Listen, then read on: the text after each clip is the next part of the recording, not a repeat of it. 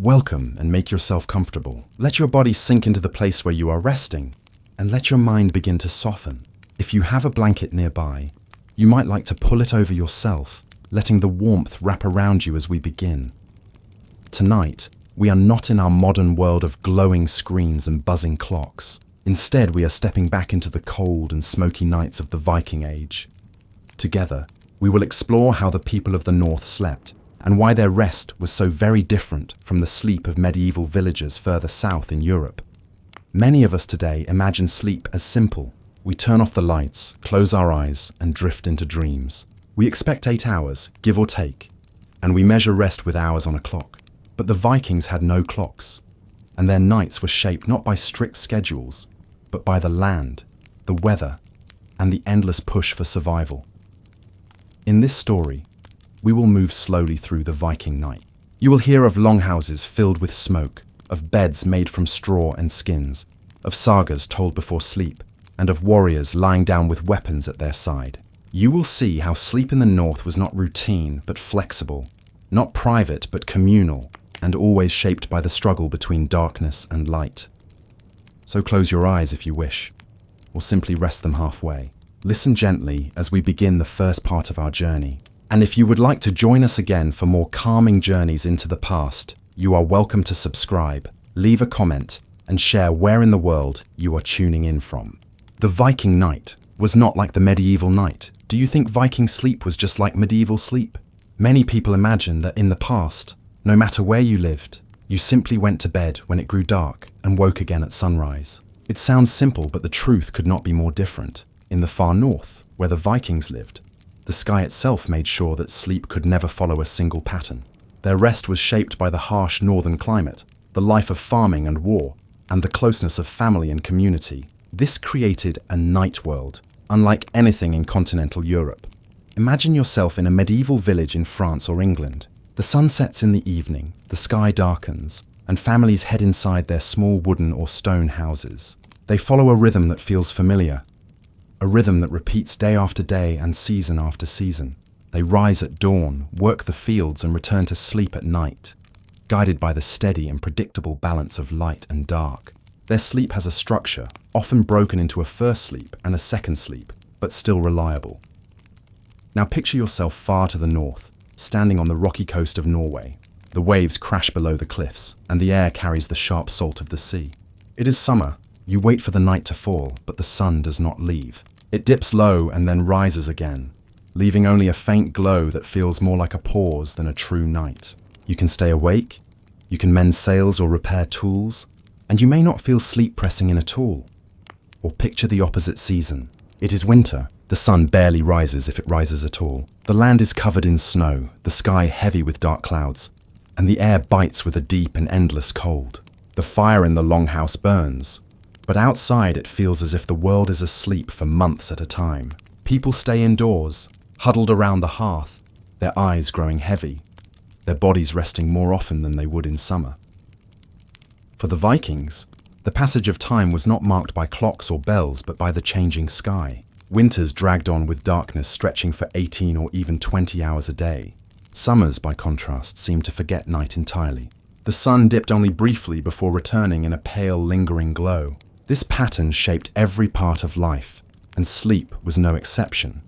This meant that Viking sleep could not follow the same path as medieval sleep further south. It was not a matter of first sleep and second sleep. It was not a matter of going to bed at sunset and rising at dawn. It was about survival. The people of the North learned to rest when the body demanded, to close their eyes when work was done, and to wake again when labor called. At times, this meant long hours of wakefulness under the summer light, trading goods in the harbour or preparing for voyages that would begin at sea. At other times, it meant long hours of drowsy half-sleep in winter, interrupted by moments of tending the fire, feeding the animals, or repairing tools by the dim glow of embers. Their rest stretched and contracted like the seasons themselves, always tied to nature rather than to the turning of a clock. This way of sleeping was practical. It was also deeply human. The Vikings could not ignore the sky, and they could not ignore their needs. In summer, when the days never ended, it made sense to work late, to push through, and to save rest for when it was most needed. In winter, when darkness pressed on every side, it made sense to rest more often, to take small naps, and to use the quiet time to tell stories, to repair clothing, or to simply survive the long night together. So Viking sleep was not about routine. It was about flexibility. It was about knowing that survival sometimes meant staying awake long after others might have gone to bed. And it was about understanding that the long winter darkness was not wasted time, but a chance to rest, to heal, and to wait for the sun to return. As you can see, the Viking night was unlike the medieval night. The Vikings did not live by the steady beat of a clock or the predictable rhythm of temperate lands. Their sleep was a dance with the seasons, a balance between light and dark, between survival and rest. And this is only the beginning of our journey into the Viking world of sleep. The sun was not a reliable clock, imagine, standing in the Viking homelands in Norway, Sweden, or Denmark. The air is cool, sharp, and often filled with the smell of pine forests and the salty breath of the sea. These lands, beautiful and harsh, did not share the same rhythm of daylight as the villages further south in Europe. For the Vikings, the sun itself could not be trusted as a simple guide for when to wake or when to rest. Their lives were tied to a sky that changed in ways almost unimaginable to someone living in England, France, or Italy. In the far north, the seasons were dramatic. Winters dragged on with long nights that seemed endless. Darkness stretched for 18 or even 20 hours a day. The sun, when it appeared at all, barely climbed above the horizon. It gave little warmth, only a weak golden glow that quickly faded again into shadow. A person in this world might wake late, and even then, the day outside would feel more like twilight than morning. The sense of time was softened, blurred, and bent by the absence of light. Now imagine summer in those same lands. The experience could not be more different. The sun seemed to forget how to leave the sky. It dipped only slightly, hovering near the horizon, before climbing back upward again. Night became a pale and lingering glow, a soft light that never fully faded. For weeks, there was no true darkness. A farmer could work in the fields at midnight. A sailor could row across the water in what should have been the middle of the night, yet still see clearly ahead. Sleep in such conditions could not easily follow a single pattern.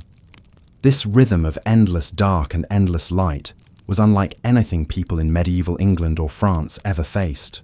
In Paris, for example, a peasant could depend on dawn arriving at a steady time, with sunrise and sunset shifting only gently as the seasons turned.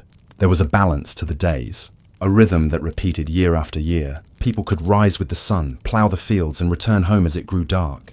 They could plan meals and prayers, and rest around a cycle that was predictable and steady. But in the Viking world, predictability was not possible. Dawn in midwinter could arrive closer to mid-morning, while sunset might come soon after lunch. In some places, the day might not even rise properly at all, leaving a dim glow that looked more like dusk than daylight. The people living under this sky had to adapt. They could not rely on the natural pattern of light and darkness to decide when to sleep. Instead, their rest shifted with the seasons, with the demands of survival, and with the needs of their households. This had a deep effect on their bodies and their minds. Modern science tells us that light shapes our sleep. When the sun shines, our bodies naturally feel awake. When it grows dark, our bodies produce chemicals that make us drowsy. But what happens when the sun refuses to behave? When it stays too long in the sky or disappears for months? For the Vikings, this meant their sleep was never simple. Their bodies had to learn to adjust, to find rest even when the world around them did not provide the usual signals. In summer, many Vikings likely stayed active long into the night. They might mend sails or repair weapons by the pale light that never faded. They could gather at harbours and trade well past the hours when other Europeans would have been fast asleep. The energy of the season, the abundance of light, and the endless work of survival encouraged long stretches of wakefulness. Sleep was delayed, pushed aside, or broken into smaller periods of rest that fit around the demands of work and travel. In winter, the pattern reversed. The darkness pressed in on all sides, and people often slept more. They might break their rest into multiple naps, sleeping for a time, waking to tend the fire, then returning to sleep again. They might stay indoors for long hours, sitting by the hearth, telling sagas or repairing clothing. The day outside was too short and too dim for long labor, so life slowed down. Rest stretched across the hours, soft and uncertain, shaped by the heavy weight of the night. Think again of a medieval peasant in England or France. That person's life, though hard, had a steady flow. The rooster crowed at dawn. The sun gave light for work. The church bells marked the hours of prayer and rest. But for the Vikings, there were no such reliable markers. A rooster could not crow at dawn if dawn itself refused to arrive. A bell would be useless in the deep snow if the people could not even see the sun to guide their labor. Their rhythm was tied not to clocks or bells, but to the shifting, unpredictable sky. This way of sleeping may seem strange to us today, but it also made the Vikings resilient. They learned to bend with the seasons. They learned to rest when it was possible and to stay awake when it was needed. They did not demand that nature follow their rules. They followed nature instead. This is why their sleep was not like medieval sleep. It was not a strict pattern, not a fixed schedule, but a flexible habit shaped by survival. You can imagine the contrast. In a medieval village in France, the people might sit at table in the evening, eat their bread and soup, and then retreat to bed as the fire burned low. They would expect to wake again around midnight, rise for prayers or quiet talk, and then return to their second sleep until dawn. This was a cycle they knew well, a cycle they could depend on. In the Viking longhouse, things were less certain. In summer, the household might remain awake into the early hours, talking, working, or even trading under the pale glow of the sun that refused to set.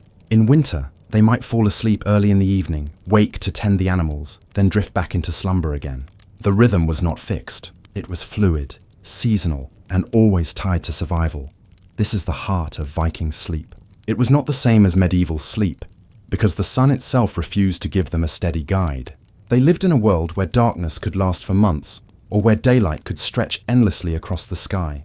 Their rest bent with these extremes, adapting to what the land demanded. It was not about the perfect night's sleep. It was about enough rest to meet the next day, whatever shape that day might take.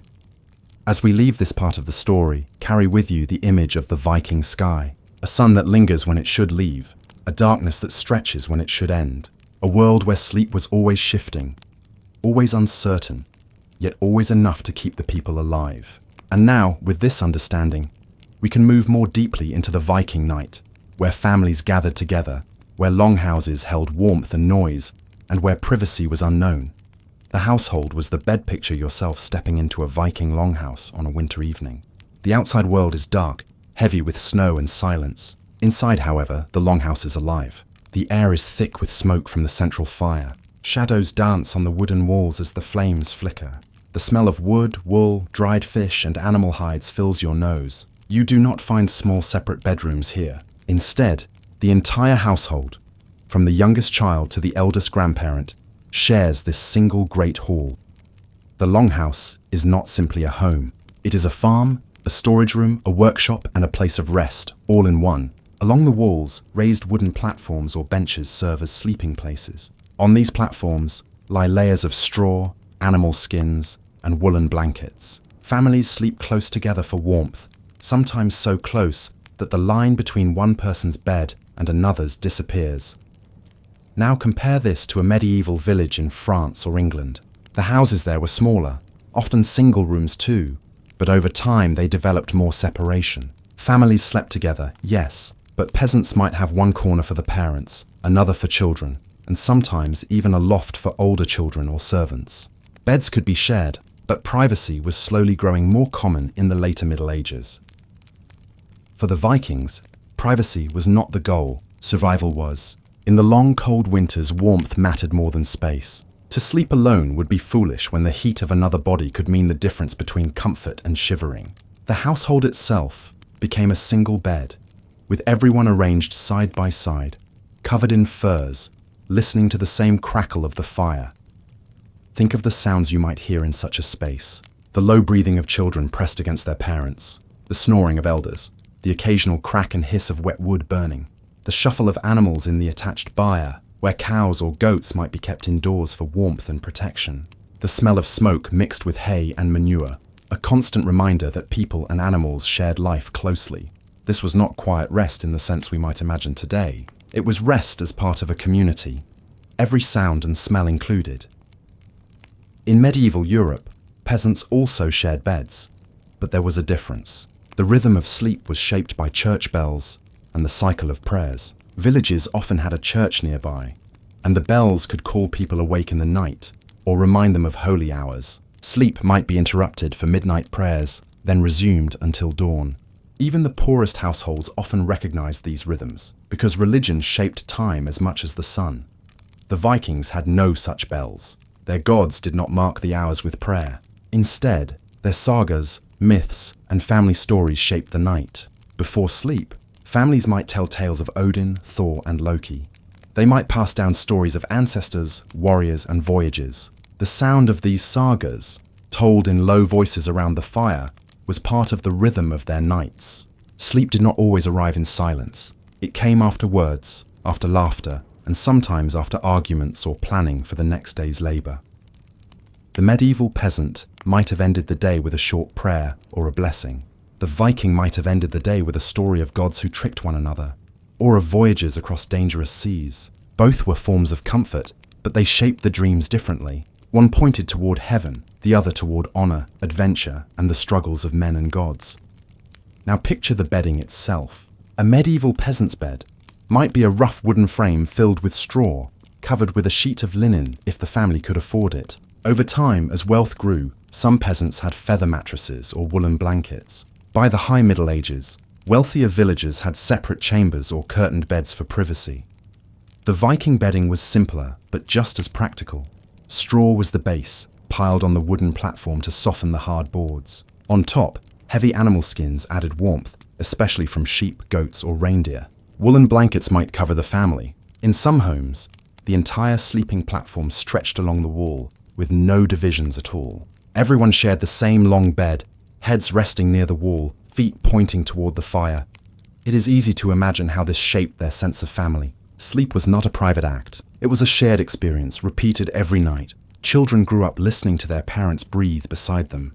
Grandparents heard the whispers of younger voices. A warrior might sleep with his sword close by, the steel lying only an arm's length away, but still within the warmth of his family. The act of lying down at night was not about separation. It was about unity, a household moving together into rest. This closeness also shaped their health. Sharing warmth was life-saving in winter, but it also meant sharing sickness. A cough could pass quickly from one person to another. A child's fever could spread through the household. Yet the people accepted this risk because survival demanded togetherness. To separate would be colder, lonelier, and more dangerous. In contrast, medieval peasants in warmer lands had less need to huddle so tightly. Their winters were shorter, their nights less extreme. They still shared beds, but the push towards separation grew stronger as time went on. Curtains, partitions, and even small private chambers appeared, especially in wealthier homes. Privacy slowly entered the idea of rest. For the Vikings, privacy never truly entered. The household was the bed, and the bed was the household. This difference is one reason Viking sleep was nothing like medieval sleep. The setting of the longhouse created a rhythm of community, where everyone drifted into dreams together. The sounds, the warmth, the smells, and the stories were shared. In medieval Europe, though still communal, the seeds of separation were being planted. Sleep was moving toward privacy, while in the north, it remained deeply communal. As you imagine this, let the picture settle in your mind. A great wooden hall glowing with firelight, families lying shoulder to shoulder under thick furs. The sound of sagas whispered in the smoke-filled air, the warmth of human bodies pressed together against the biting cold. This was Viking sleep. Not private, not silent, not divided, but shared by all, shaped by survival, and tied to the life of the household itself. The sounds of the Viking night imagine lying down in a Viking longhouse. You have pulled an animal skin over your shoulders. The straw beneath you crackles slightly as you shift. The warmth of the fire in the center of the hall fades slowly, leaving only a soft red glow. You close your eyes, ready to rest, but the longhouse never becomes truly silent.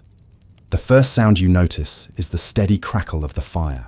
Logs pop as sap boils inside the wood. Sparks jump now and then, scattering tiny bursts of light into the smoky air. The hearth is never left to die completely, for it is the heart of the house. Its glow gives safety against the cold and against the shadows. Children fall asleep listening to its rhythm, a constant murmur that marks the passing of the night. Then come the animals. In many Viking homes, cattle, goats, or sheep were brought inside during winter. You hear the soft lowing of a cow shifting its weight, the muffled bleat of a goat settling down, the rustle of hay being chewed in the darkness. These sounds blend with human breathing until it is hard to tell where the household ends and the barn begins. Animals were not separate from the family's rest. They shared it, providing warmth and protection, but also noise. There are voices too. A child coughs and is soothed by a mother's whisper. Two adults speak in low tones, planning for the next day or sharing a story. Laughter may bubble softly in one corner, while in another, someone snores heavily. The longhouse is full of life, even at midnight. Sleep comes, but it comes with sound. Silence is rare. Now compare this to a medieval peasant's night in a village in France or England. Their houses were also small, often 1 or 2 rooms, and families shared beds. Animals might sometimes be kept nearby, but more often they had a separate byre or shed. This made their nights quieter, though not silent. You might hear the creak of the thatch in the wind, the distant bark of a dog, or the toll of a church bell marking the hours. In some regions, the bells rang for midnight prayers, stirring even the sleeping to whisper a short devotion before turning over again. The Vikings had no bells to order their night. Their interruptions were natural, not religious. The call of the wind over the roof, the howl of wolves, or the cry of seabirds in coastal villages. The sound of rain striking the turf roof, or snow sliding down in heavy sheets. These were reminders of the harsh northern world pressing against the longhouse walls. And then there were the sagas. Before true sleep began, it was common for stories to be told by the fire. The rhythm of speech, the rise and fall of voices, became part of the bedtime atmosphere. Children might drift into dreams halfway through a tale of Thor's hammer or Odin's wisdom. Adults might continue listening, half awake, half asleep, as stories folded into their own private thoughts. In medieval Europe, prayers and hymns filled this role, but in the Viking world, it was stories that shaped the night. Sleep itself was not always one long stretch. In medieval lands, it was common to have first sleep and second sleep. People would rest for several hours, wake around midnight to pray, talk, or even work briefly, and then return to bed. The Vikings, however, had no fixed pattern like this. Their sleep followed the season and the needs of life. In summer, when the sun barely dipped below the horizon, they might work until very late, resting only when exhaustion came. In winter, with endless darkness, they might doze for long stretches, wake for a time to mend or talk, and then return to rest again. The longhouse made this flexibility possible. If one person rose to stir the fire, others might wake briefly, then settle again. If someone worked on repairing a fishing net or sharpening a blade, the noise blended with the background hum of the night. Rest was communal, so interruptions were shared. No one expected total silence. Think of how different this was from medieval peasants, who relied on the church to structure their nights. Bells, prayers, and seasonal festivals tied them to a sense of ordered time. Even if they woke in the middle of the night, the act of prayer gave the waking hours a clear purpose. Vikings had no such order. Their interruptions were not spiritual duties, but practical responses to nature and survival. This difference also shaped dreams. A medieval peasant might dream of saints, of angels, or of fears tied to sin and salvation, because prayer framed their nights. A Viking might dream of gods and heroes, of longships and battles, because sagas filled their ears before sleep. The content of the night reflected the sounds that preceded it. And yet, despite the noise, the Viking night was restful in its own way. The household moved together into sleep, like a tide slowly rising and falling. If one child stirred, a parent soothed them. If the fire crackled too loudly, someone shifted the logs. If the animals grew restless, another person rose to calm them. Everyone's sleep was woven together into a shared rhythm, noisy but deeply communal. For us today, used to silence and privacy, it may seem impossible to rest in such conditions.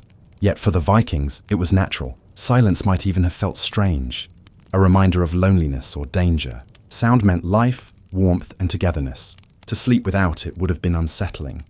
This was another way Viking sleep was nothing like medieval sleep. Where medieval peasants slowly moved toward quieter, more private rest shaped by bells and prayers, the Vikings embraced the sounds of the night. They accepted the interruptions, folded them into their rhythm, and found peace not in silence but in the hum of shared life.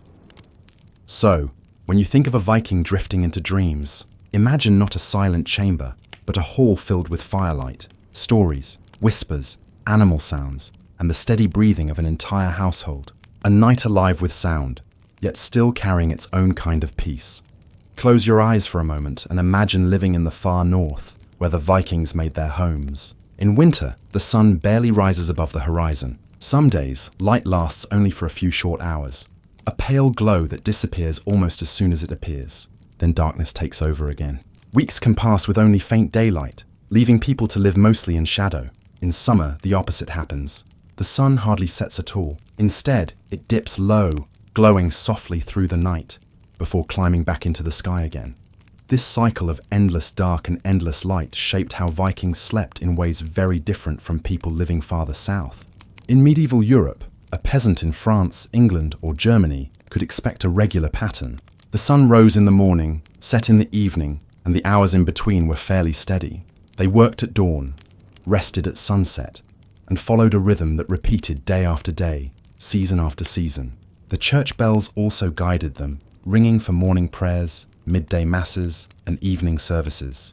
Even at night, bells might ring for midnight prayers, waking people briefly before they returned to rest. For the Vikings, there was no such steady clock. The seasons themselves became the clock, and the body learned to adapt. In the endless darkness of winter, people often slept more. They rested for long hours, sometimes in multiple stretches, waking briefly to tend the fire, eat, or work, before drifting back to sleep. In the long light of summer, they slept less. The brightness of the sun kept them active well into what we would consider the middle of the night. They worked late into the glowing evenings, mending nets, repairing ships, or trading in coastal markets. You can picture the difference. A Viking family in December might be gathered in their longhouse, lying close under animal skins, dozing in and out of sleep as the fire burned. Time blurred. Day and night felt nearly the same, since both were dark. People did not mark hours by the sun, but by the needs of their bodies and their work. In June, that same family might still be awake when the sun hovered low on the horizon, almost midnight, yet bright enough to read or stitch a torn garment. Sleep would come later, shorter, and more flexible. This seasonal sleep was not planned or forced. It was simply natural. Human bodies respond to light. When there is little light, the body wants to rest more. When light is constant, the body finds energy to stay awake. The Vikings did not resist this. They flowed with it. Their survival depended on working when work was possible, and resting when the dark or cold left no choice. Think of how different this was from medieval peasants farther south. Even in winter, they still had several hours of daylight, enough to work the fields and return home. Their nights were dark, but not endless. Their summers were bright, but not without night. Their sleep could follow a routine, with first sleep and second sleep divided by a short waking period. The Vikings had no such routine. Their first sleep might stretch into many hours of dozing through winter nights. Their second sleep might be lost entirely in summer, when the sun refused to stay down. The extreme seasons also affected travel. In winter, journeys were dangerous. Snow covered the land, rivers froze, and seas turned violent. People often stayed close to home, and the long nights encouraged more rest. In summer, however, the long days were perfect for voyages. Traders, raiders, and settlers took to the seas, sometimes rowing or sailing through what we call night, guided by the pale glow of the midnight sun. Sleep was shortened, broken into naps, or taken only when absolutely necessary. For warriors, this seasonal pattern was especially important. In winter, raids slowed. Rest was easier to find, and time was spent on repairing weapons, ships, and clothing. In summer, when voyages began, rest became harder. Crews might row for hours, sleep for a short while on deck, then row again. Their sleep was dictated, not by the clock or by bells, but by wind, weather, and opportunity.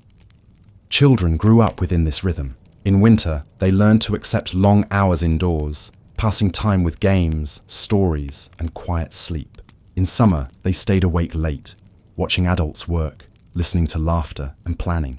Their bodies adjusted as naturally as the adults, and no one thought of it as strange. It was simply the way of the North. The sagas themselves reflect this. Many stories describe nights that were not nights at all, or journeys that continued under constant twilight. For the Vikings, time itself seemed less fixed, less divided. Days and nights flowed into one another, shaped by nature rather than by clocks or church orders.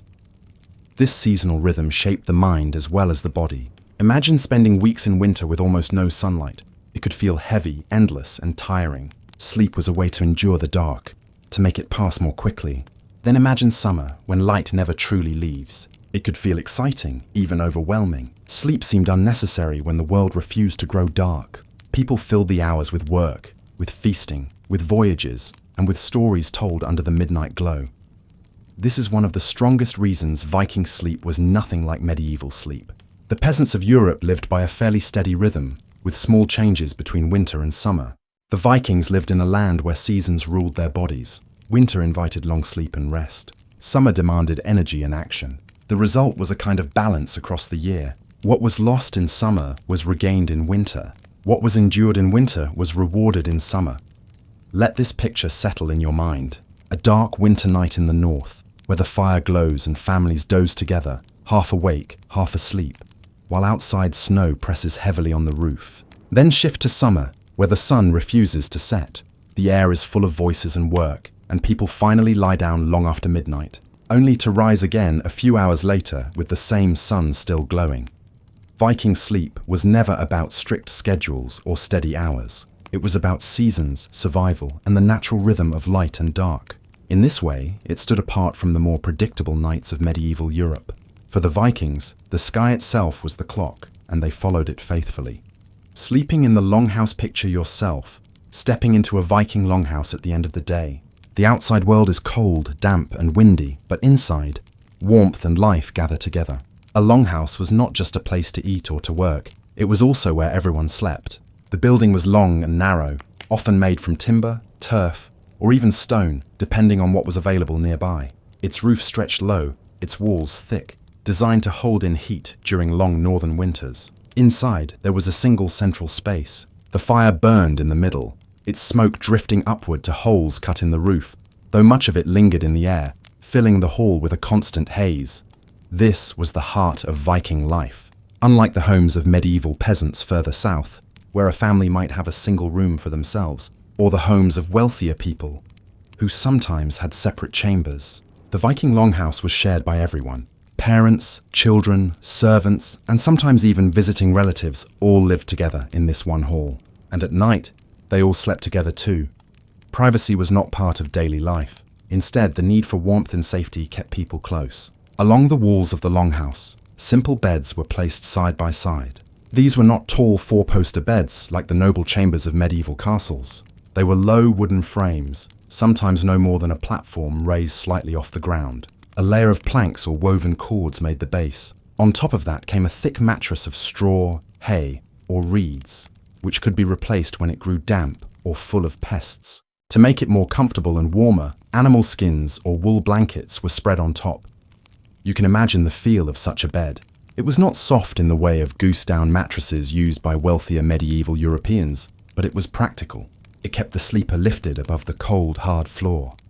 And the layers of straw and skins provided insulation against drafts. In the north, warmth was far more valuable than softness. A Viking cared more about surviving the cold nights than sinking into a plush mattress. These beds lined the sides of the longhouse, often pushed close to the walls to block wind from seeping through gaps in the wood or stone. Families would claim their own spots, with parents near children and servants or workers in other places along the same wall. Some spaces might even be shared by 2 or more people. For young children, this meant falling asleep close to the sound of their parents' voices. And for adults, it meant the constant awareness of others nearby. In the same hall, animals were also sometimes kept through the night. Cattle, sheep, or goats were brought inside, not as pets, but as living sources of heat. Their breath added to the warmth of the building, and their bodies gave off steady heat that could help protect against frost. It also kept them safe from predators and thieves. The price, of course, was the noise and the smell. At night, a Viking did not fall asleep in silence. The crackle of the fire, the shuffle of hooves, the lowing of cattle, the shifting of people on straw beds, all of it blended into the soundscape of the longhouse. It may sound chaotic to us, but for the Vikings this was normal, even comforting. Children fell asleep to the hum of adult conversations, to the ring of tools being repaired by firelight, or to the rhythm of animals moving nearby. Silence was rare, but warmth and togetherness made up for it. Compare this to a medieval village in France or England. A peasant family there might still share one room, but animals were often kept in a separate barn or stable. And as families gained wealth, they began to divide their homes into separate spaces, giving parents a bed apart from children, or setting aside lofts for sleeping. For nobles, privacy was even more prized. Great canopied beds were placed in chambers behind doors, with curtains drawn to block out both drafts and the gaze of servants. A medieval noble could expect quiet, comfort, and some measure of privacy when they slept. A Viking chieftain might have slightly more luxury than his people. His bed could be decorated with a carved wooden frame or brightly dyed wool blankets brought from trade with distant lands. But even then, his sleeping arrangements were far simpler than those of a noble in a castle. Wealth might buy warmer blankets, finer furs, or better-built frames, but the longhouse still gathered everyone together in one hall. The atmosphere at night was shaped by the fire. Its warmth was life-saving, but its smoke filled the air, clinging to clothes, hair, and bedding. The smell of wood smoke was part of Viking life, part of every breath taken indoors. Clothing and blankets dried by the fire, tools were mended, and food was cooked before the flames. When people finally lay down to sleep, they carried that scent with them, mixed with the sharper smell of animals and the heavy warmth of wool and skins. This closeness created a sense of community. Sleeping was not a solitary act, but a shared one. People drifted off together, their lives overlapping even in rest. To us, it might feel crowded, but to them it was security. A draft could mean frostbite, a stray wolf could attack, and a thief might strike in the dark. With everyone together, there was warmth, watchfulness, and protection. For children, this also meant learning from the rhythms of adults. They did not go to bed at a set time, tucked into a quiet room. Instead, they listened as adults told stories, discussed trade, or shared news. Slowly, their eyes grew heavy, and they drifted into dreams, with the murmur of voices still around them. This was the Viking bedtime, a social moment, not a private one. And if someone could not sleep, it was simple enough to sit up, add wood to the fire, or mend something quietly. No one expected complete silence, and no one thought of sleep as a private ritual. It was part of the life of the longhouse, just another rhythm in the constant pulse of community. So, when we say Viking sleep was different from medieval sleep, we can see it here most clearly, where medieval homes, especially noble ones, prized privacy, separation, and comfort. Viking homes prized warmth, closeness, and practicality. The longhouse was not a chamber to retreat into, but a hall to share. Sleep was not an individual escape, but a communal necessity.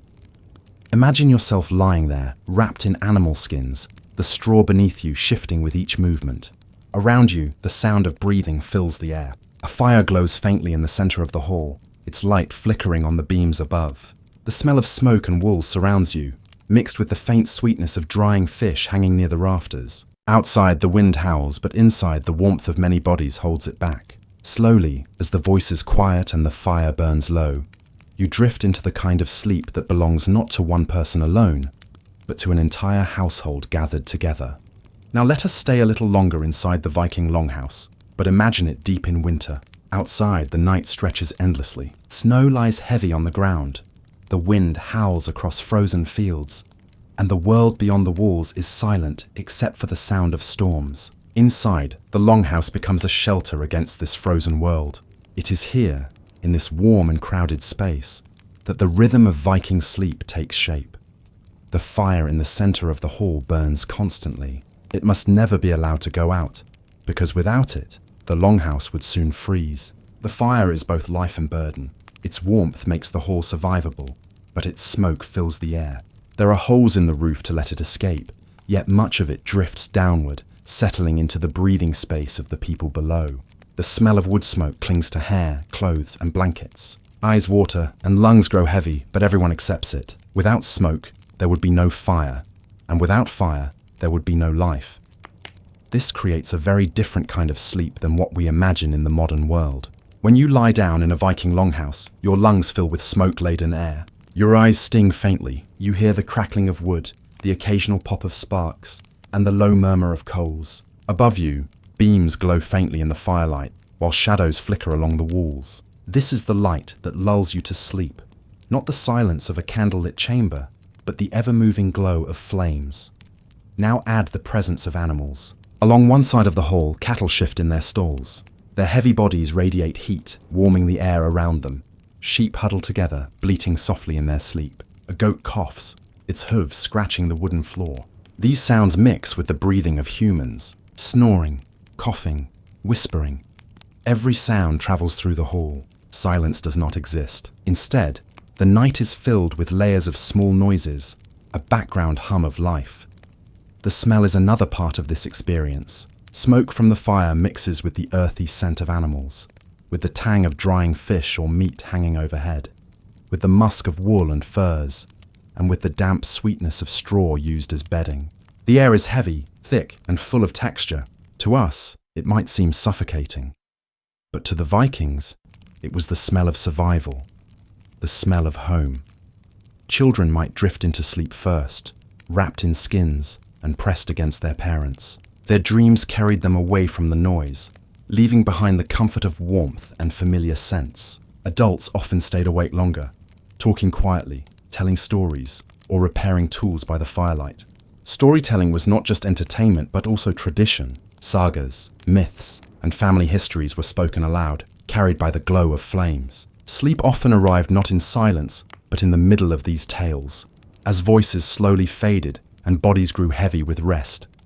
In the middle of the night, someone would wake to tend the fire. It was a shared duty. If the fire burned too low, the hall would chill. If it grew too wild, sparks might catch on the roof. So even in the deepest part of night, people stirred. Someone would throw another log onto the flames, poke at the embers, and then lie back down, half awake, half dreaming. This rhythm of waking and sleeping was not unusual. In fact, it was natural. Just as medieval Europeans often experienced a first sleep and second sleep, the Vikings drifted in and out of rest, guided by firelight and the needs of their household. But their environment made it harsher. Smoke stung their lungs, drafts crept under doors, and the howling of winter winds pressed constantly at the walls. Sleep was always shared with discomfort, yet it was also bound with safety. Imagine lying on a straw mattress, the prickly stalks beneath softened by wool and furs. Your body is warm from the skins draped over you, and from the heat of those lying beside you.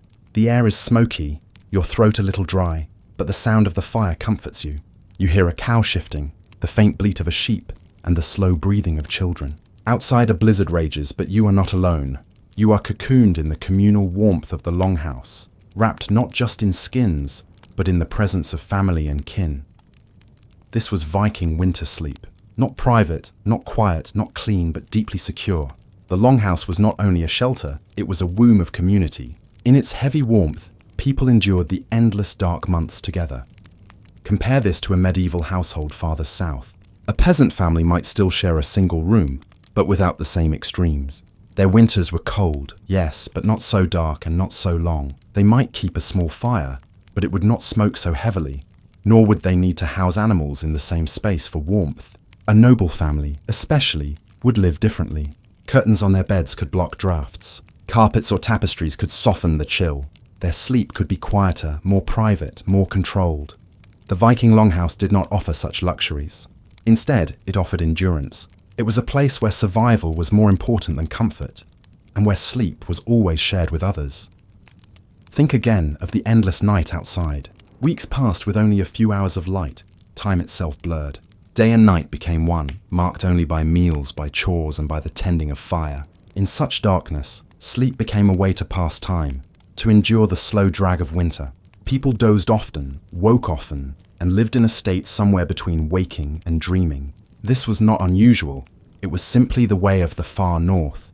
And so, when you think of Viking sleep, remember this image. A smoky hall, crowded with people and animals, a fire burning always at the center, the air thick with warmth and scent, the sound of breathing, snoring, shuffling, and low voices. Outside, the cold pressing hard, but inside, life holding firm.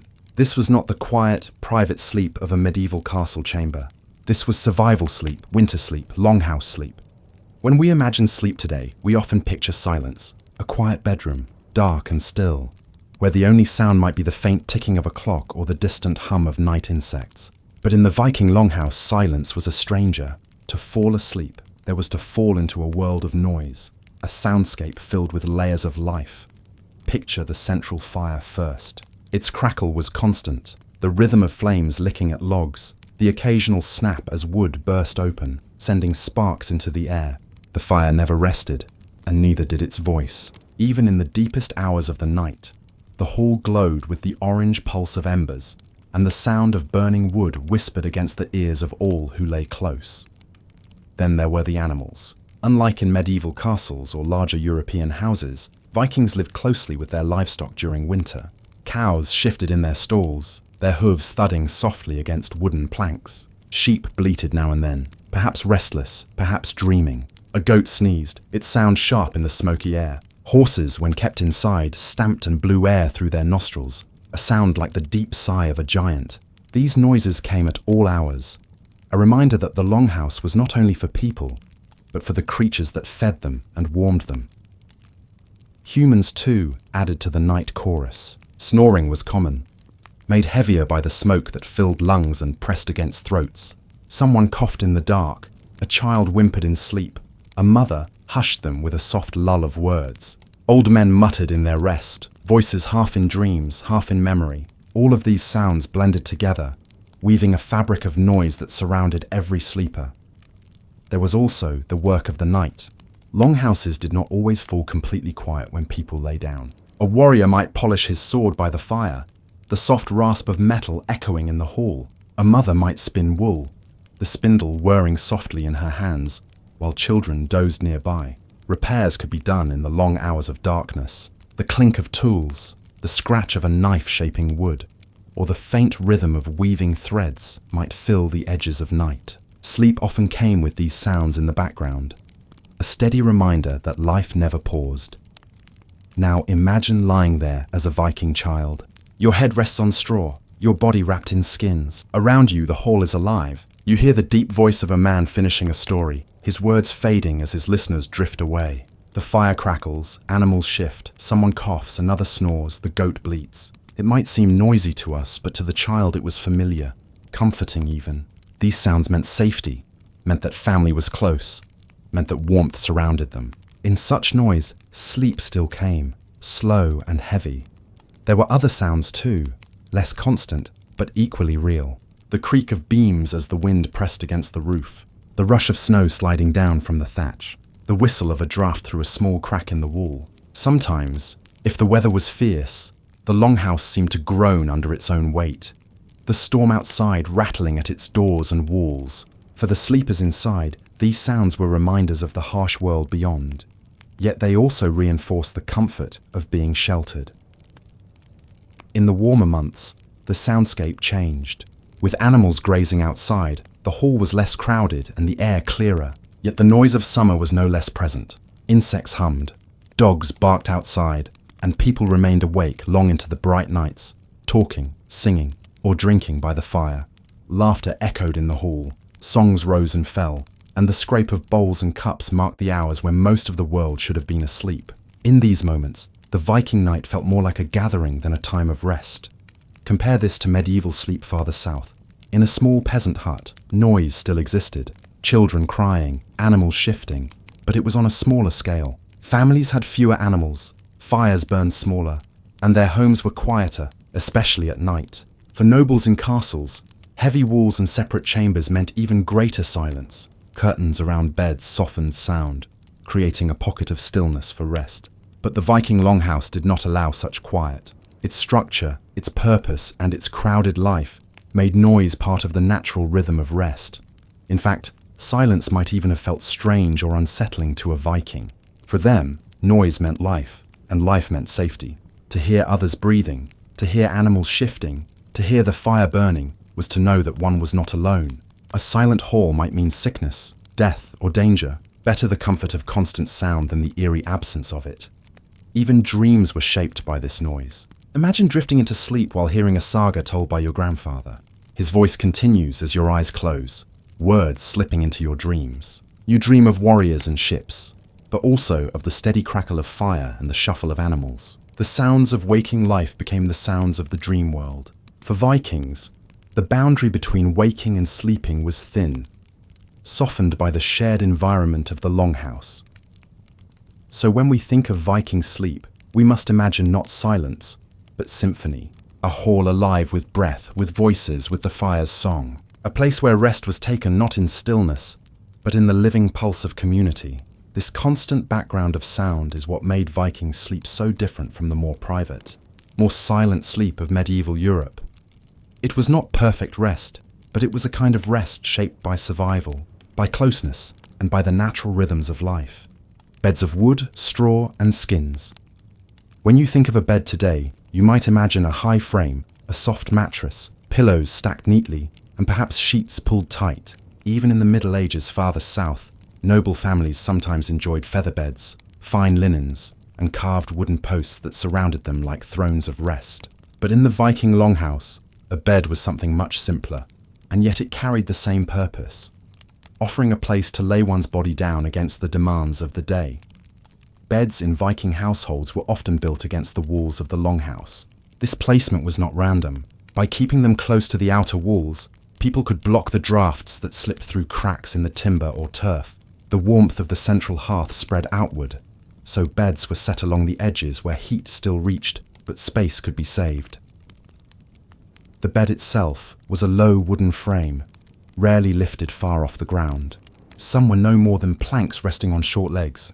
Others were woven frames of cord stretched tightly to hold bedding on top. Into this frame went straw or reeds, materials that were plentiful and easy to replace when they grew damp or dirty. On top of the straw lay layers of comfort, woolen blankets, animal skins, or even down-filled covers in the wealthiest homes. Imagine lying down on such a bed. The straw beneath you rustles and shifts, its scent earthy and dry. If the straw is fresh, it has a sweetness, like fields newly cut. If it is old, the smell is heavier, mixed with the damp of winter. The skins above you are warm, thick with the smell of animal hide.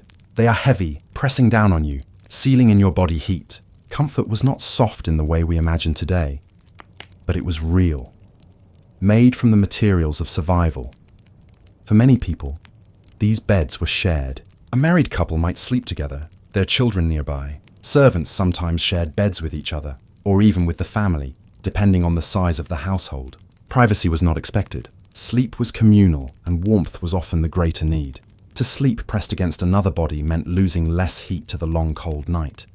Pillows were not common, though some wealthier families may have had them. Most people rested their heads on rolled-up cloth, or simply on their own arm. Comfort was measured not in softness but in warmth and endurance. Now let us compare this to the beds of medieval Europe. In a noble's castle, a bed could be the grandest piece of furniture in the room. High wooden frames with carved posts stood tall above the ground. Curtains often surrounded the bed, shutting out drafts and creating a pocket of warmth. Feather mattresses, stuffed with down or wool, gave a softness unknown to most Viking households. Sheets of linen or cotton, sometimes scented with herbs, offered another layer of luxury. For nobles, sleep was not only about rest but also about display. Their beds showed wealth and status as much as their clothing or feasts did. For peasants in medieval Europe, the picture was closer to the Viking experience. Many slept on straw mattresses, sometimes called pallets, laid directly on the floor or on simple frames. They too shared beds, with entire families often crowding into the same space for warmth. Yet even here, there was often more separation between humans and animals, since livestock were usually kept in barns or stables rather than in the same living room. This small difference meant that while peasant homes were noisy, they were not as crowded or as smoky as the Viking longhouse. Back in the north, beds could also serve other purposes. During the day, when not used for sleep, the low frames might act as benches where people sat, talked, or worked. The longhouse was not divided into many rooms, so every piece of furniture had to serve more than one role. In some places, sleeping platforms were built slightly raised with storage space below. In wealthier homes, carved wooden bed boxes with hinged lids existed, offering more privacy and keeping bedding cleaner. These were rare though, and most Vikings lived with far simpler arrangements. There is also the matter of coverings. Wool was the main fabric, thick and durable. Woven blankets dyed in earthy colours covered the beds, sometimes decorated with simple patterns. Skins from sheep, goats, or reindeer were prized for their warmth, laid over both straw and bodies alike. In the coldest times, several layers were piled together, creating a heavy mound under which sleep could take hold. The experience of lying in a Viking bed, then, was one of weight, warmth, and closeness. It was not soft and airy, but dense and firm, pressing against the body. To modern ears, it might sound uncomfortable, but to those who lived it, It was the comfort of survival, the creak of wood, the rustle of straw, the warmth of wool, the heavy smell of smoke. These were the companions of rest. Children especially grew up with this closeness. Their earliest memories of sleep were not of personal pillows or quiet nurseries, but of lying side by side with siblings, hearing the breathing of parents, feeling the heavy warmth of skins. Sleep was a shared act, one that tied the family together. If you close your eyes and imagine this bed, you might sense how different it feels from a medieval noble's chamber. There are no curtains, no silence, no soft sheets. Instead, there is strength in roughness. Every part of the bed is made from the natural world nearby. Straw from the fields, wool from the sheep, wood from the forests, hides from the animals. Sleep itself was woven from the landscape. And each night was a return to the earth from which life came, and yet, in its own way, the Viking bed was as meaningful as the richest feather mattress of a medieval castle. Both were answers to the same need, the need to rest, to survive, to gather strength for another day. The difference lay not in the desire for comfort, but in the materials and the world that shaped them. So when we picture a Viking drifting to sleep, we must see them not in a silent chamber, but on a low frame by the wall of a smoky hall. Straw beneath, skins above, bodies close on either side. The warmth of wool pressed to the skin, the rustle of reeds beneath, the firelight flickering on the beams overhead. It was simple, yes, but it was enough, and in its own way, it was as rich as any bed could be. Not all Viking beds were alike. Just as today some people can afford large, soft mattresses, while others sleep on simple mats. In the Viking Age, the wealth of a household shaped how its members rested.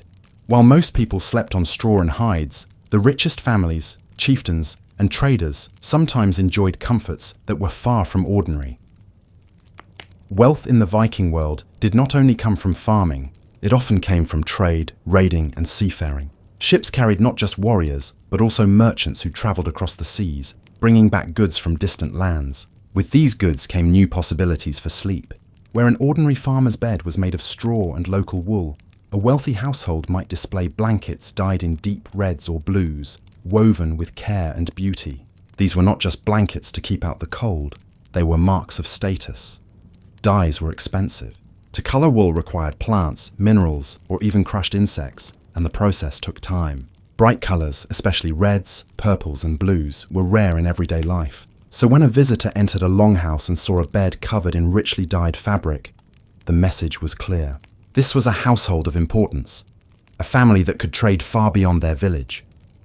Some beds in wealthy households were also carved. Instead of a plain wooden frame, a chieftain's bed might have decorated headboards or side panels with carved animals, patterns, or symbols. These carvings were not only artistic but also protective.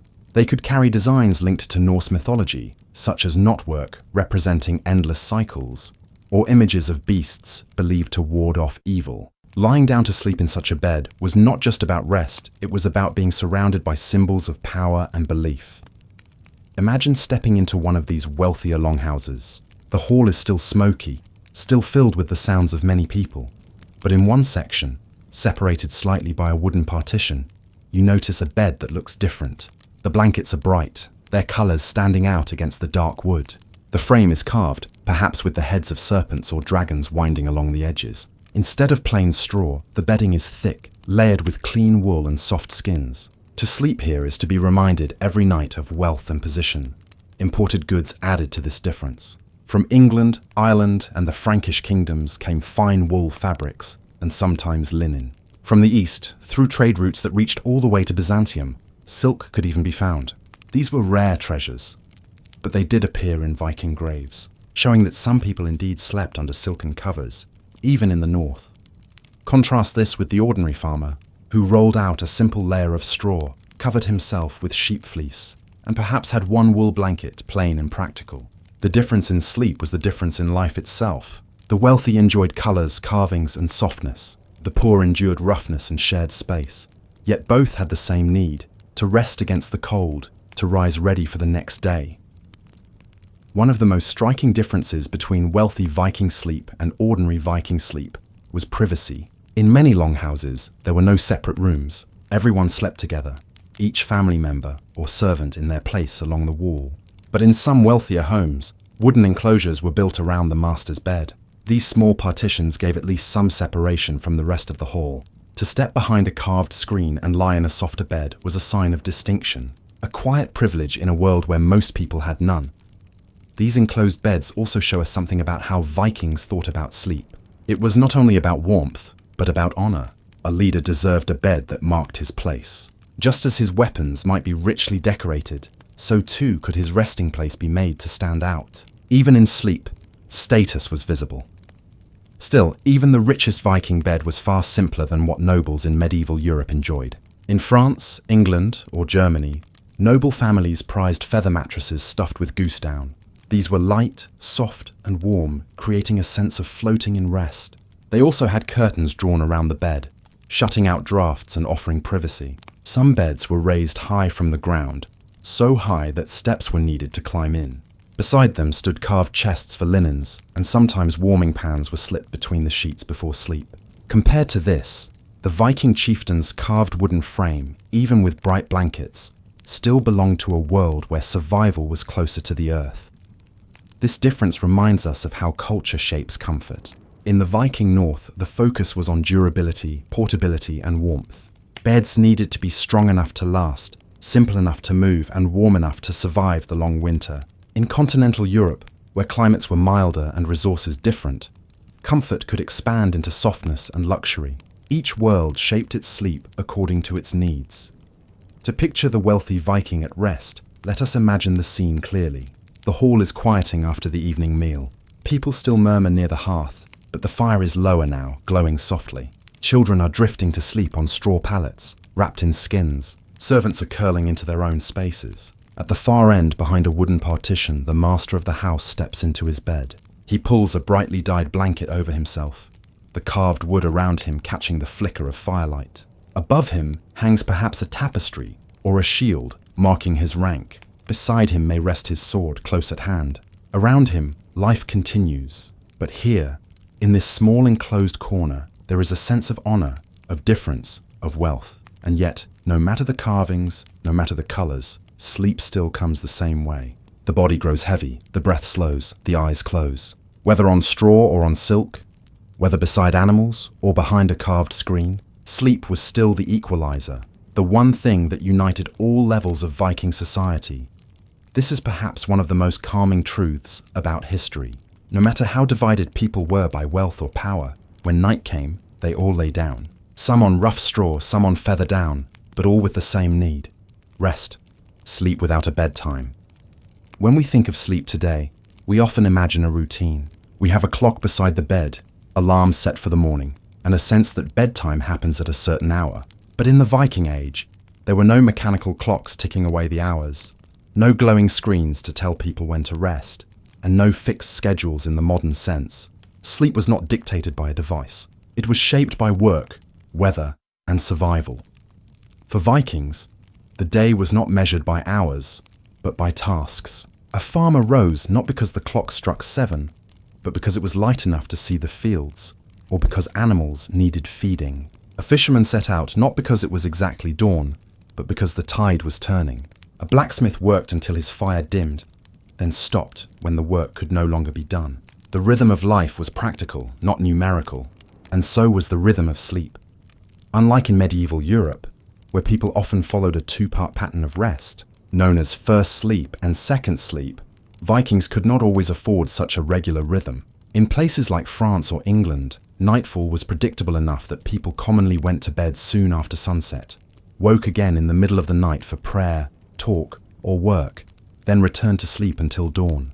But in the far north, where nights stretched endlessly in winter, or barely appeared in summer, such structure was harder to maintain. Instead, Vikings rested when they could, in ways that responded to the season. In the depths of winter, when daylight was scarce, people often slept longer, taking advantage of the dark to rest and conserve energy. There was little farming work to be done in frozen fields, so households filled the hours with storytelling, weaving, carving, and then long sleep. But this sleep was not always a single stretch. People might nap after meals, doze by the fire, or rise briefly to tend animals, then return to rest. Winter made sleep more fluid. a cycle of waking and sleeping rather than a fixed block of time. In summer, the opposite was true. The sun barely set, and the world outside remained bright, even at midnight. Farmers used this time to work long hours, gathering hay, repairing fences, or mending boats in the near-constant light. Sleep often shrank to shorter bursts, taken when exhaustion demanded it rather than when nightfall suggested it. To go to bed at sunset in midsummer would have meant lying down when the sun was still shining, something most Vikings did not do. Instead, they worked until their bodies demanded rest, then rose again when there was work to be done. This kind of flexible rest may sound exhausting to us, but it was practical. In a world without strict schedules, survival mattered more than comfort. If hay needed to be gathered before rain came, or a boat needed repair before sailing, then sleep could wait. People were not slaves to a bedtime, but to the demands of nature and labor. Voyages at sea added another layer of disruption. A longship did not stop moving so its crew could sleep. Instead, sailors rested in shifts, often curled on the deck between rowing turns or while others kept watch. There was no night's sleep on a voyage, only fragments of rest stolen when possible. At sea, time was marked by rowing songs, stars, and tides, not by hours on a dial. This kind of broken, shift-based rest was common for Vikings, especially those involved in raiding or trading expeditions. Even on land, sleep could be cut short by danger. A chieftain might be roused in the middle of the night to hear news of enemies. Farmers might wake early to tend animals or guard against wolves. In such a world, the idea of an uninterrupted 8-hour rest would have been a luxury. Vikings learned to be resilient, to fall asleep quickly when they had the chance, and to wake ready for action at any time. This habit of sleeping when possible and waking quickly also shaped Viking toughness. In sagas, heroes are often described as falling asleep easily, even in noisy or uncomfortable places, then rising alert and ready to fight. To sleep deeply without fear was seen as careless, but to sleep lightly and wake instantly was a mark of strength. In this sense, rest itself was part of their warrior culture. Yet it is important to remember that Viking life was not endless hardship. There were moments of peace, especially in farming communities far from battle. After a long day's work, families did lie down together, bodies warmed by the central fire, and drifted into a steady rest. Children in particular may have followed more predictable rhythms, falling asleep after dark and waking with the morning. But for adults, especially men engaged in farming, hunting or raiding, sleep was often dictated less by habit and more by necessity. The absence of a fixed bedtime also shaped the way Vikings thought about night. Night was not a single block of darkness set aside for sleep. It was a space of activity, of storytelling, of craft, of guarding, and of sometimes long periods of wakefulness. A man might sleep a little, rise to sharpen tools, then return to bed.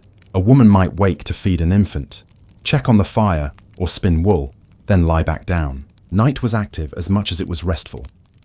If we compare this to the medieval world further south, we see a contrast.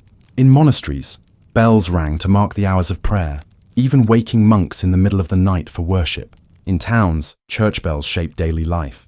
Bedtimes and waking times were tied to these rhythms. In the Viking world, such bells were absent. Life was guided instead by sun, season, and survival. This difference makes Viking sleep feel both chaotic and free. Chaotic, because there was no predictability. Free, because there were no rules binding the body to a certain time. Rest was responsive, shifting, and practical. It was a life in which the body itself became the clock. Perhaps this is why Viking sagas rarely speak of bedtime, but often describe moments of waking.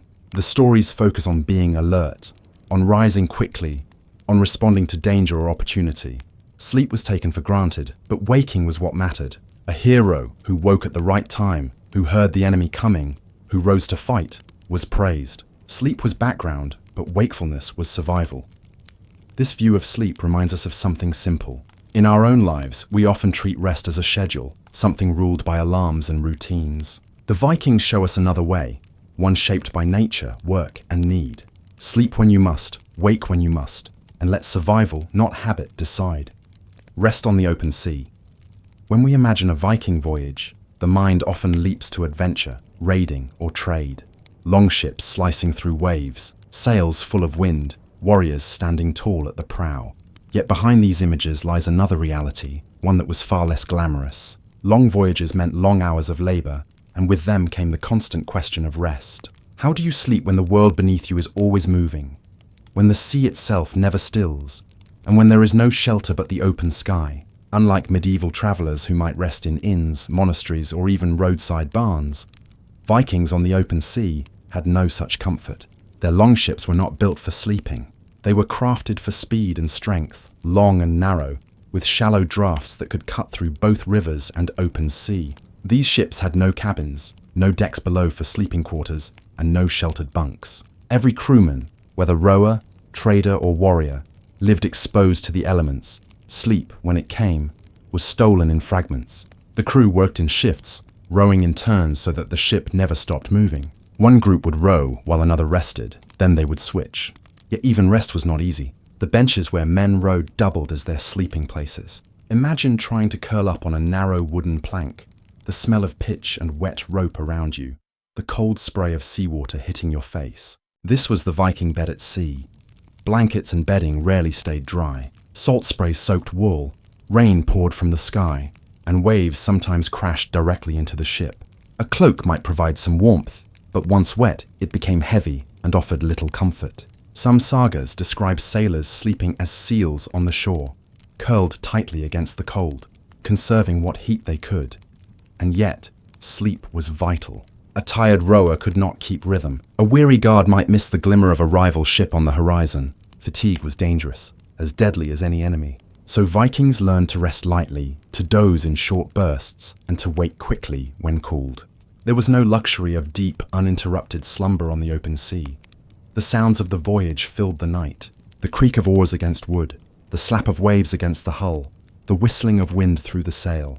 The air was full of salt, dampness, and smoke from the small cooking fires, sometimes built in iron boxes on deck. Sleep came not in silence but in rhythm, a rocking lull that was both soothing and relentless. For some, the sea itself was a cradle, its endless motion rocking them into shallow dreams. For others, it meant constant waking, never letting the body fully rest.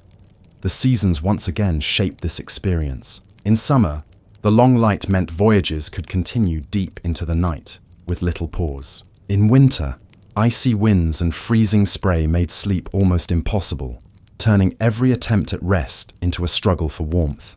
Cloaks of wool and fur were prized, but even these froze stiff in extreme cold. Sailors sometimes huddled together for warmth, much as families did in longhouses on land, sharing body heat against the chill. Voyages were not only about raiding. Traders too faced the same struggles. A ship heavy with furs, amber, or walrus ivory sailing to markets in England or the East carried the same crew with the same needs for rest. Sleep was always scarce, always fragile. The difference was simply whether the danger came from storm or sword. Raiding voyages made rest even more uncertain. A crew might sail for days, then attack a coastal village at dawn. There was little time for sleep, only stolen moments between rowing and battle. The sagas speak of warriors sleeping with weapons in hand, their shields at their sides, ready to leap up at the first sign of trouble. On land or sea, danger meant that sleep was never entirely safe. What did dreams look like in such a world? We cannot know for certain, but it is easy to imagine that the sea itself entered them. The rocking of the ship, the cry of seabirds, the endless horizon. These were the backdrop of waking and sleeping alike. Perhaps a sailor's dreams blurred with reality, the line between rest and waking softened by exhaustion. On longer voyages, such as journeys to Iceland, Greenland, or even Vinland, these struggles became even more pronounced. Weeks at sea meant weeks of interrupted rest, with the body learning to survive on fragments of sleep. Some sailors may have developed a rhythm, resting lightly in their shifts, waking automatically when it was their turn. Others surely struggled, their eyes heavy as they rowed, their arms aching with fatigue. This way of sleeping, or half-sleeping, built resilience. It was a kind of training in endurance. A Viking could not demand comfort, could not wait for silence or warmth. He had to take rest when and where it was possible, whether on a soaked bench, a rocky shore, or a fire-lit longhouse. The sea taught flexibility, just as the land had. Compared to medieval travelers, this difference is striking. A pilgrim walking across Europe might rest in a monastery, fed by monks, sleeping on straw in a quiet dormitory. A knight riding to battle might set up camp, his tent giving at least some shelter from wind and rain. But a Viking sailor had only the open sky, the deck beneath him, and the constant movement of waves. This contrast shows once again why Viking sleep was nothing like medieval sleep. The sagas rarely linger on these hardships, but they are present between the lines. When a story mentions a crew landing to sleep on shore, it hints at the exhaustion they carried. When a tale speaks of rowing through the night, it reminds us that sleep was sacrificed to speed. These small details reveal the truth. Viking voyages were not only feats of courage, but also tests of endurance against fatigue. And yet, perhaps there was comfort in the shared experience. The crew endured together. One man's cloak covered two. One man's watch gave another a chance to rest. The hardship was communal, not solitary. In this way, sleep at sea, though broken and uncomfortable, was part of the greater bond that held Viking crews together. So we see that Viking sleep was not just different from medieval sleep in rhythm or season, but also in place. On land, they rested by the hearth, surrounded by family. At sea, they dozed on planks, surrounded by comrades. In both cases, sleep was never private. It was always shared, shaped by the community, and bound to the demands of survival. Sleep in a warrior's world in many ways. Viking sleep was a mirror of Viking life. It was never entirely free from danger. For farmers, the threat might come from wolves in the night, or a rival clan raiding their livestock. For sailors, the peril was storms, shipwreck, or enemy fleets. For warriors, danger was simply expected. To live in the Viking Age was to live with uncertainty, and so sleep became something both treasured and guarded. Viking culture was deeply shaped by warfare. Raiding and defending, fighting for land or reputation, were part of daily life. In such a world, even rest had to serve the needs of a warrior. Sleep was not simply about recovery. It was about readiness. A man who slept too deeply could wake to find himself surrounded. A man who slept lightly, weapon within reach, could rise in an instant. This mindset carried through households, voyages, and even the way sagas describe their heroes. Many Vikings kept their weapons close at night. Swords, axes, or spears were often placed within arm's reach. In longhouses, men might lie in a circle, heads inward, with their weapons beside them. This pattern was not only practical for defense but symbolic. It showed that even in slumber, the warrior spirit remained alert. If danger came, the group could spring up together, a ring of defense forming in moments. The sagas echo this idea. Heroes are praised not for how well they slept, but for how quickly they woke. Being able to leap from slumber into battle was seen as a mark of strength. To rise slowly or sleep through danger was a shameful weakness. Rest, then, was never entirely separate from vigilance. The body was allowed to sleep, but the mind remained half attentive. On voyages, this habit was even more pronounced. Crews often arranged their sleeping positions carefully, with men placed to guard supplies, weapons, or the most vulnerable sides of the ship. On land, when camping, similar care was taken. Men might sleep in circles or lines, positioning themselves in ways that allowed for rapid defense. Firelight too was used strategically. A fire at the center of a camp gave both warmth and light, keeping shadows at bay. This sense of guarded sleep was not unique to Vikings. Many warrior societies throughout history developed similar habits. Medieval knights on campaign also kept weapons close. Roman soldiers slept in rows within their fortified camps. But the difference for Vikings was that such sleep was not only for the battlefield, it was part of their everyday lives. Danger could come at sea, at home, or even during a feast. So readiness at all times became part of their identity. For the common farmer, the practice was perhaps less strict, but even they shared in this culture. A man living on the edge of society, far from a settlement, might sleep with a spear by his bed. Families on remote farms feared not only raids but also feuds, theft, or wild animals. In this way, the warrior's sleep was echoed even in the peasant's rest. Yet deep, unguarded sleep did exist, though it was rare and often temporary. In the long winter nights, after a hard day's work, some might fall into heavy slumber by the hearth. Exhaustion forced the body to surrender. Children especially slept soundly, unaware of the worries of their elders. But for adults, such deep rest was often short-lived. The crackle of fire, the stirring of animals, or the needs of survival would interrupt the peace. Sleep was also shaped by honor.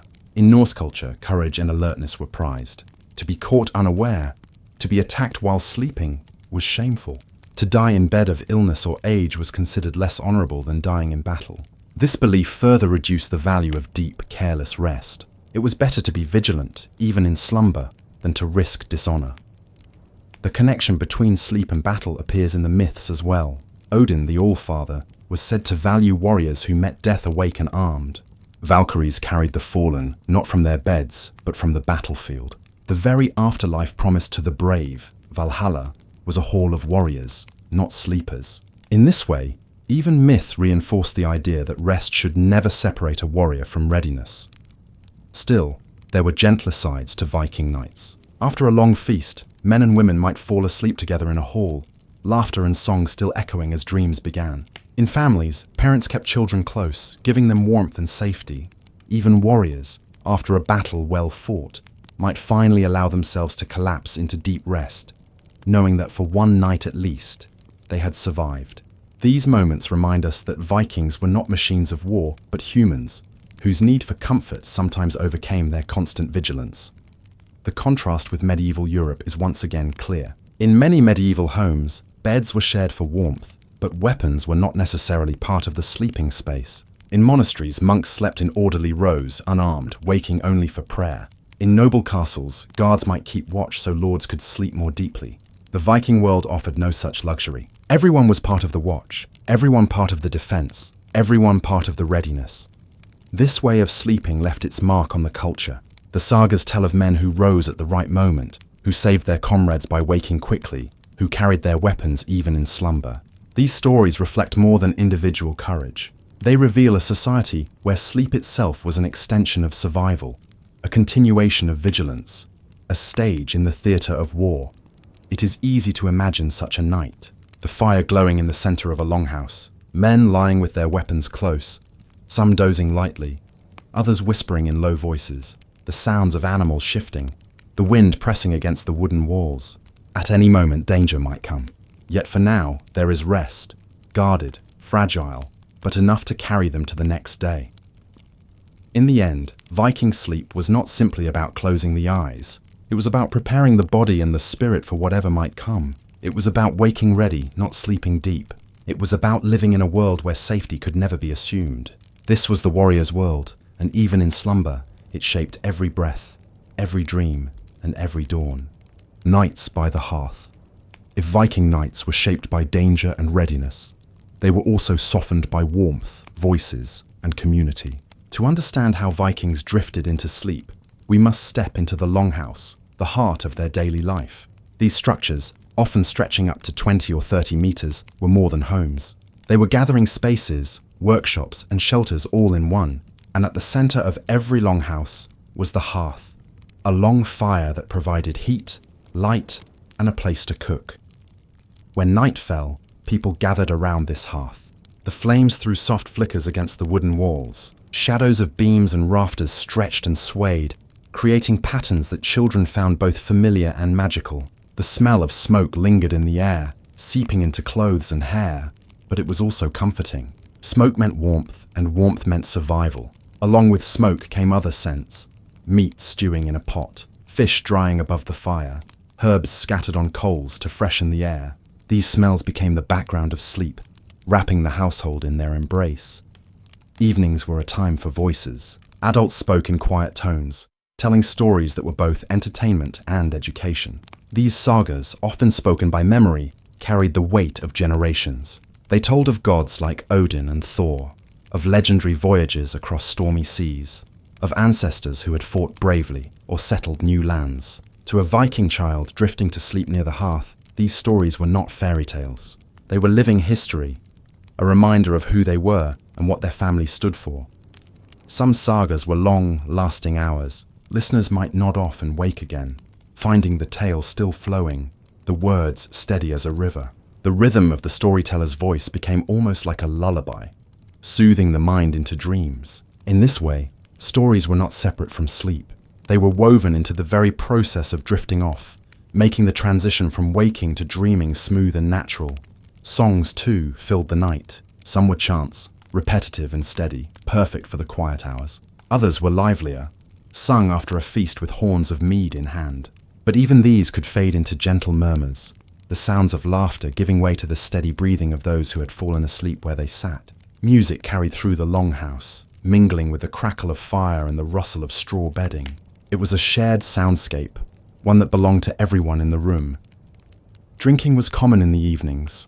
Mead and ale were passed around, warming bodies against the northern chill. Alcohol eased conversation, made laughter louder, and sometimes sent men into sleep faster than they expected. But it also created a certain heaviness to rest, a kind of drowsy collapse after hours of talking and singing. This too was part of Viking nights, the slow fading of energy, the surrender of the body after food, drink, and fellowship. The communal nature of sleep meant privacy was rare. Families, servants, and sometimes even guests all shared the same hall. People slept side by side, children tucked close to parents, elders near the fire for warmth.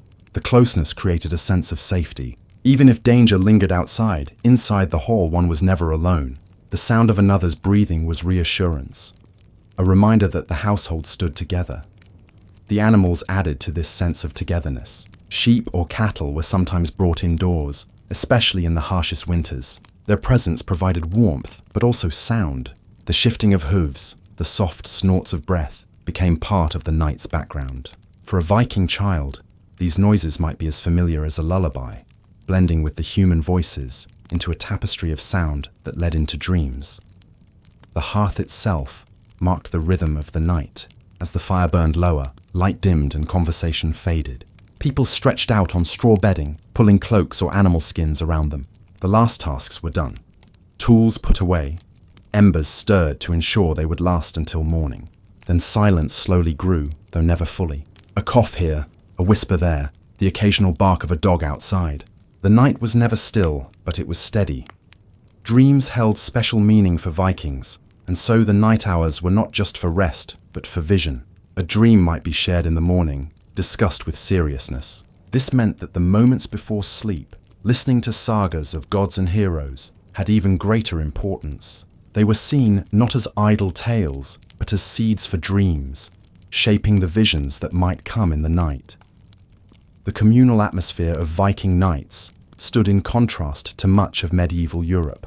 In noble houses of France or England, families might have separate chambers, and servants slept apart. Even peasants, though crowded, usually had their own small cottages. In monasteries, monks lay in rows, but in strict silence, with no sagas or songs to soften the darkness. The Viking longhouse was different. It was noisy, smoky, warm, and alive with voices. Sleep did not come in silence, but in community. This way of sleeping reflected deeper values. Vikings prized loyalty, kinship, and shared labor. Nights around the hearth strengthened these bonds. Children learned not only stories, but the habit of listening, of belonging to a group larger than themselves. Adults reinforced family honor, passing down knowledge with every tale. Sleep was not just rest. It was the closing act of a day lived together, the final step in a rhythm that placed the group above the individual. To imagine such a night, picture yourself inside a longhouse. The fire glows, sending up sparks that drift toward the smoke hole above. A pot simmers, filling the room with a rich scent of meat and herbs. Beside you, someone hums a tune, low and steady. Across the hall, a storyteller speaks, his voice rising and falling in a rhythm older than memory. You pull a cloak around your shoulders, feel the warmth of others lying close, hear the soft breathing of animals nearby. The fire crackles, the story lingers, and slowly your eyes grow heavy. You drift into sleep, not alone, but surrounded by family, by history, by the living pulse of a community sharing the night together. This was the Viking way of sleep by the hearth, a communal experience filled with voices, warmth, and meaning. It was not private, but it was powerful. It bound people together, reminded them of who they were, and carried them safely through the long hours of northern darkness. Lessons from Viking nights. We have now wandered through Viking nights, from smoky longhouses to cold decks of ships, from the watchful readiness of warriors to the gentle closeness of families gathered around a hearth. To finish, let us pause and reflect on what made Vikings sleep so different from the rest of medieval Europe, and what this tells us about life, survival, and the meaning of rest.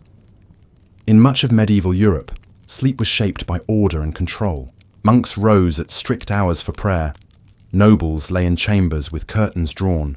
Peasants collapsed in cottages after long days of labor.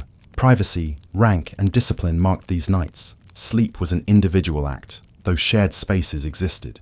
By contrast, Viking sleep was always communal, always tied to the group. In a longhouse, no one drifted into silence alone.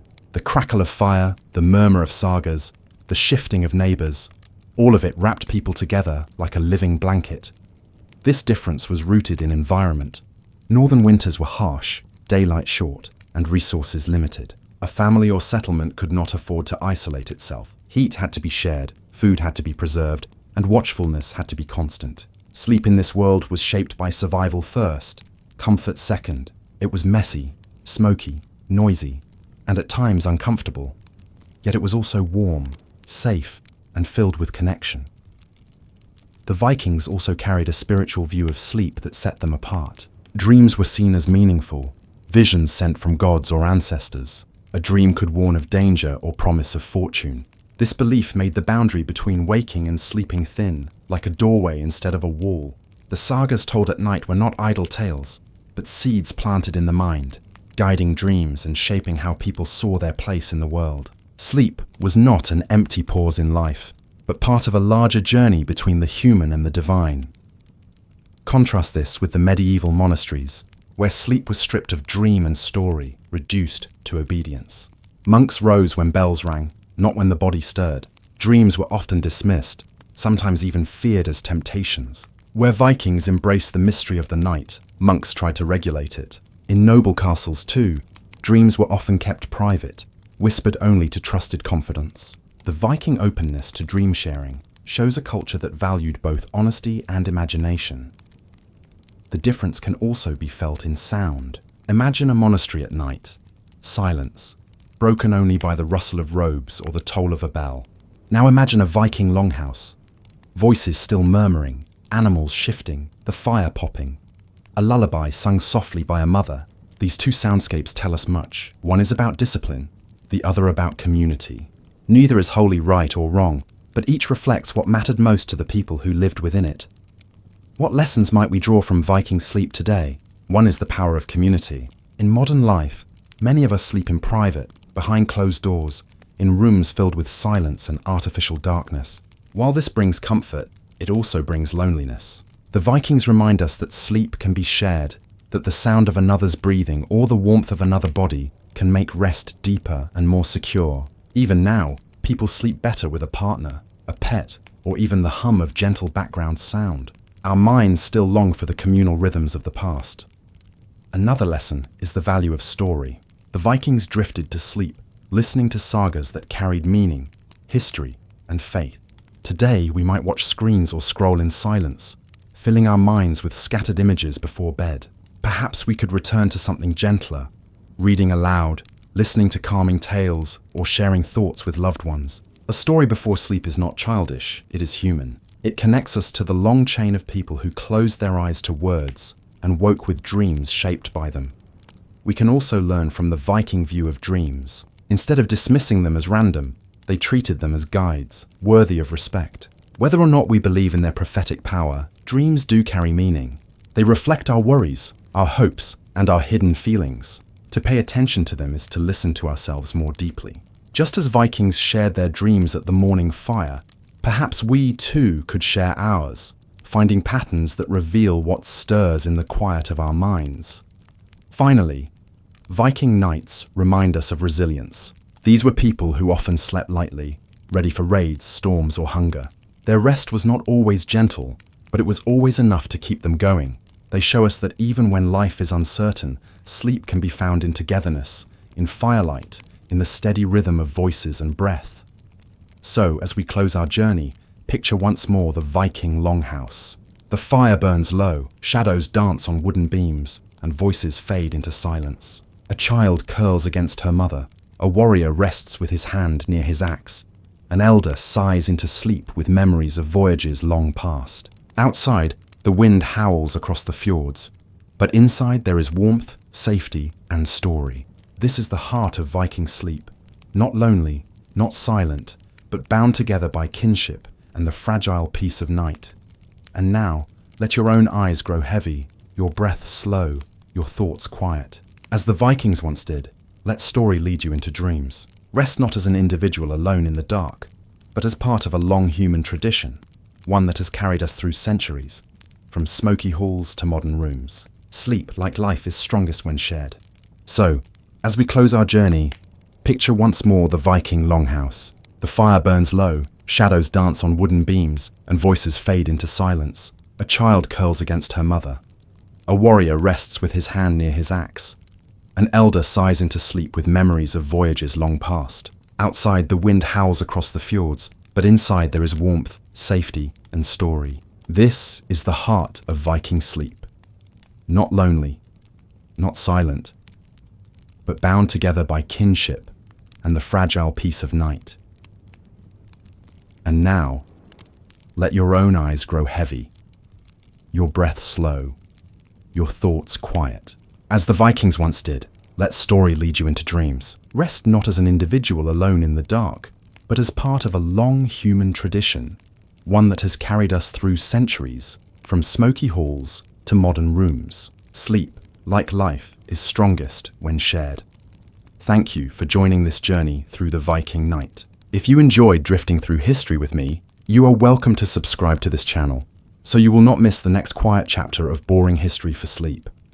Another story is always waiting, another forgotten world to gently explore together. Until then, rest well and good night.